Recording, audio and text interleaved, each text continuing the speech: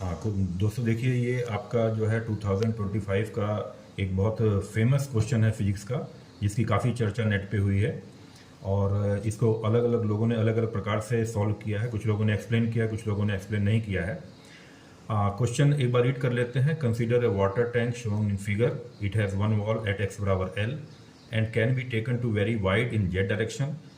When filled with liquid of surface tension S and density rho, the liquid surface may make angle theta naught with the x-axis at x बराबर l. If y-axis is the height of the surface, then the equation of y-axis. यहाँ पर ये काफ़ी complex question है, खासतौर से medical के students के लिए। मैं इसको सॉल्व कर रहा हूँ, आप लोग देखें इसको कैसे सॉल्व किया जाएगा। यहाँ पे मैंने वही फिगर उतार दिया है, हूबहू सेम फिगर है।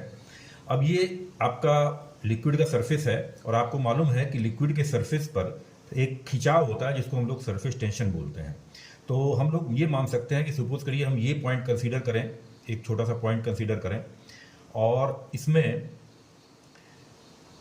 एक खिंचाव इस तरफ भी होगा जिसको हम मान सकते हैं टी, सरफेस टेंशन का खिंचाव।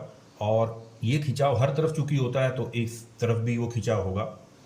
लेकिन अब यहाँ पर ये लिक्विड का सरफेस अपने नॉर्मल सरफेस से ऊपर क्यों गया? क्योंकि सरफेस टेंशन ने ऊपर की तरफ उसको खींचा है। यहां पे मैं एक छोटा सा कॉलम कंसीडर करूंगा लिक्विड का, जिसकी हाइट होगी y और चौड़ाई होगी dx। ये dx है इसकी चौड़ाई और y इसका जो हाइट है वो ले लिया गया है। अब यहां पर देखा जाए कि इस लिक्विड पर, इस पूरे लिक्विड के कॉलम पर अनबैलेंस फोर्स कितनी लगी है। यहां पे अगर स्लोप मान लीजिए मैं θ2 ले लूं और यहां पे मैं स्लोप जो है θ1 ले लूं,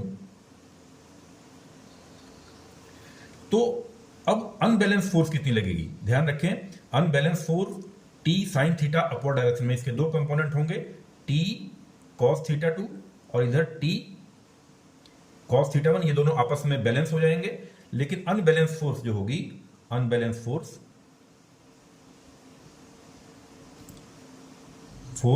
वो हो जाएगी t sin θ2 minus t sin θ1। यानी ये अनबैलेंस फोर्स ऊपर की साइड लगेगा और इसका कंपोनेंट नीचे की साइड लगेगा, तो नेट अनबैलेंस फोर्स इस लिक्विड कॉलम पे कितनी लगेगी? t sin θ2 minus t sin θ1। और ये लिक्विड का जो फोर्स होगी वो इतने सारे जो लिक्विड इस कॉलम में मैंने लिया है इसका वजन उठा रही होगी, यानी वजन को बैलेंस कर रही होगी। तो इसके अंदर कितना लिक्विड आया है?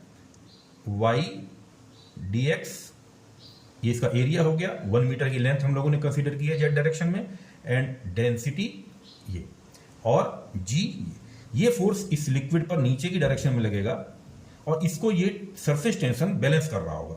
अब यहां पर हम लोग t कॉमन ले लेते हैं और क्योंकि आपको पता है ये sin θ2 माइनस sin θ1, यहां पर उन्होंने पहले ही बता दिया है कि θ1 बराबर sin theta is equal to ten theta is equal to dy by dx है। तो ये क्या है? ये dy बाई dx है।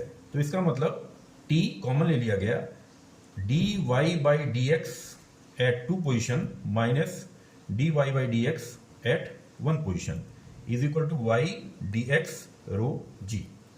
अब यहां पर ये क्या है? Change in slope. ये जो आपका पूरा आया है ये चेंज इन स्लोप है, यानी जो मेन चीज आपको ध्यान देना है ये चेंज इन स्लोप है। तो t इसको करेंगे चेंज इन स्लोप, यानी d यानी चेंज और स्लोप यानी dy by dx is equal to y dx rho g। अब ये dx आप इधर ले आइए तो आपके पास आ जाएगा d upon dx dy by dx is equal to y rho g upon t, और यही आपका बनेगा मेन सॉल्यूशन हो जाएगा d square y by d x square is equal to y rho g upon T.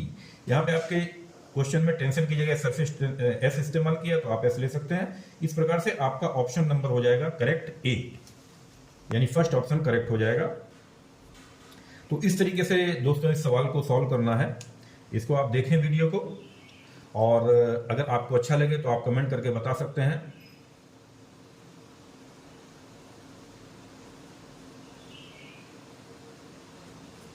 95 54 23 22 पर। धन्यवाद दोस्तों।